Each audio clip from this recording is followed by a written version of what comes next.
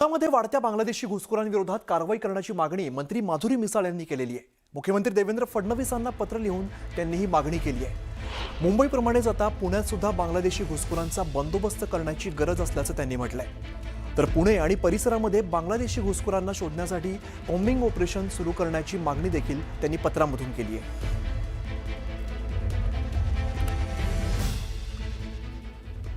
पुढची मोठी अपडेट आहे की बारामती पोटनिवडणुकीसाठी राष्ट्रवादीची पहिली सभा पार पडली आणि सभेमध्ये बोलताना उपमुख्यमंत्री सुनेत्रा पवार अजित पवारांच्या आठवणीत भावुक झालेल्या होत्या।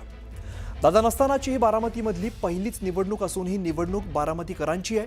प्रत्येक बारामतीकर हे दादा असल्याचं त्यांनी म्हटलेलं आहे। तर कार्यकर्त्यांनी फक्त सतरंज्या उचलायच्या का याला पूर्णविराम दिला जाईल, आम्ही प्रत्येक कार्यकर्त्याला संधी देणार असंही त्यांनी सांगितलंय।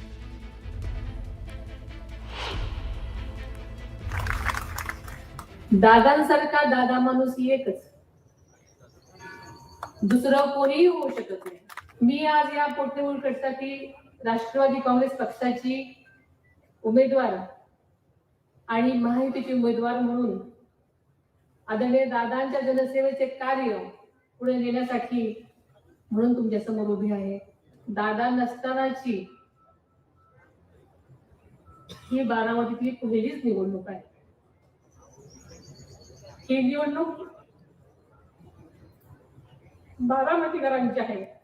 प्रत्येक बारामतीकर हा आज दादा आहे। मी आपल्या सर्वांना शब्द देते की राष्ट्रवादीच्या एकाही कार्यकर्त्याला मी कधीही वाऱ्यावर सोडणार नाही।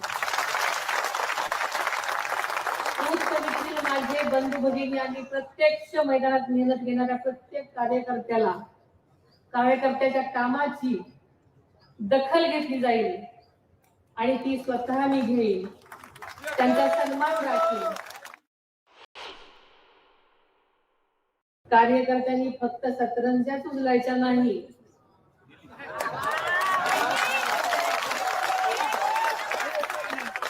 उचलायच्या का या भावनेला पूर्णविराम देत प्रत्येक कार्यकर्त्याला योग्य तो सन्मान आणि पक्षात सहभाग आपल्याला माहिती आहे की त्या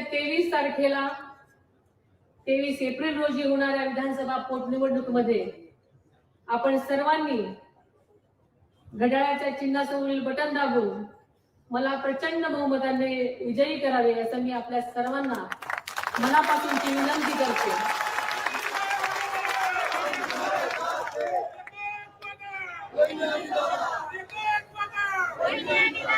आपल्या विश्वासाला पात्र राहून आदरणीय दादांच्या स्वप्नातील बारामती घडवण्यासाठी मी पूर्ण ताकदीने काम करेन ही ग्वाही देते।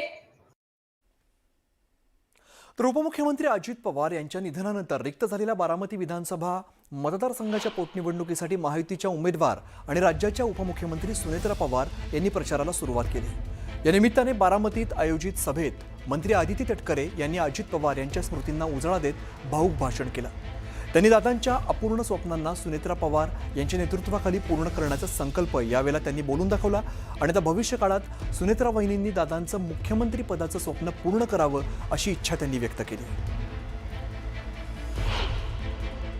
राज्याची पहिली महिला उपमुख्यमंत्री म्हणून काकी आपल्याला या ठिकाणी संधी मिळाली। आम्हा सगळ्या कार्यकर्त्यांचं नेहमी एक स्वप्न राहिलं, आम्हाला दादांना मुख्यमंत्री म्हणून पाहायचं होतं।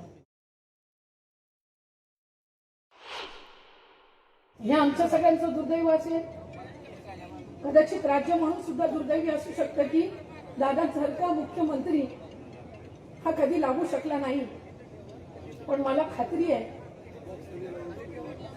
काकी ते स्वप्न तुमच्या माध्यमातून ते पुढच्या कालावधीमध्ये पूर्ण होईल। प्रत्येक पक्षाला असं वाटतं की माझ्या पक्षाचा नेता जो आहे हा मुख्यमंत्री झाला पाहिजे। मला सुद्धा वाटतं, एका ठिकाणी मी सुद्धा म्हटलं की काय सांगावं, आणखी 5 वर्ष लागतील, 10 वर्ष लागतील, पण सुनेत्राताई आता ह्या फक्त एक स्टेप त्यांना पुढे जायचं आहे। अशी परिस्थिती कधीतरी येऊ सुद्धा शकते, का येऊ नये। तर राष्ट्रवादी शरद पवार गटाचे आमदार रोहित पवार यांनी एक मोठा दावा केलेला आहे. पुढच्या महिन्याच्या शेवटपर्यंत सत्तेतल्या एका मोठ्या पक्षाकडून सत्तेतल्या त्यांच्याच मित्राची शिकार केली जाणार असल्याची पक्की माहिती आहे, असा दावा त्यांनी एक्स पोस्ट करत केलाय. महाराष्ट्राला काळीमा फासणारे भोंदू खरात प्रकरण असंच बाहेर आलेलं नाही, तर ठरवून आणलं गेलंय, असं त्यांनी सांगितलंय. दरम्यान रोहित पवारांनी एक्स पोस्ट नेमकी काय केली आपण बघूया. रोहित पवार एक्स पोस्टमध्ये म्हणतात, भाजपाचे सत्तेतले मित्रपक्ष विरोधी पक्षाचे आमदार खासदार फोडणार असल्याच्या बातम्या बघितल्या, परंतु वस्तुस्थिती मात्र वेगळी आहे. पुढच्या महिन्याच्या शेवटपर्यंत सत्तेतल्या मोठ्या पक्षाकडून सत्तेतल्या त्यांच्या मित्रांचीच शिकार केली जाणार असल्याची पक्की माहिती आहे. ते पुढे असं म्हणतात की महाराष्ट्राला काळीमा फासणारे भोंदू खरात प्रकरण हे असंच बाहेर आलेलं नाहीये, तर ठरवून आणलं गेलंय आणि फक्त सुरुवात आहे. आज भाजप मित्रपक्षांप्रती जरी ये दोस्ती हम नहीं छोडेंगे अशी भावना दाखवत असले तरी सुद्धा उद्या मित्रपक्षांची भावना भाजपाबाबत जा बेवफा जा याहून वेगळी असणार नाही हे नक्की आहे. त्यामुळे आपलीच भाजपाकडून शिकार होऊ नये यासाठी मित्रपक्षांनी अधिक काळजी घेणंच उचित राहील, असं ते एक्स पोस्टमध्ये म्हणतायत. खरातचे खांदे म्हणजे काय असे महान खांदे नाहीयेत, एका ढोंगे बुवाचे खांदे आहेत. पण या ढोंगी बुवाच्या पायाशी चरणाशी बसून फडणवीस मंत्रिमंडळातले काही मंत्री, राजकारणी, अधिकारी जे का उपद्व्याप करत होते त्याची माहिती समोर आली का आपोआप सगळ्यांचे बळी जातीलच. फडणवीस हे देवेंद्र फडणवीस या अशा बाबतीमध्ये त्यांचा तो छंद आहे बळी घेणं. खराच्या माध्यमातून जी शिकार होणार आहे ते विषय महत्वाचे. खराचं काय होणार आहे सगळ्यांना माहिती आहे.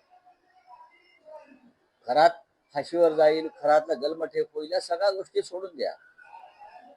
खरात फाईल्स मधून ज्या गोष्टी पुढे येणार आहेत किंवा ज्या कागदावरती उतरलेल्या आहेत पोलीस तपासात, जे अत्यंत गोपनीय अद्याप तरी आहे,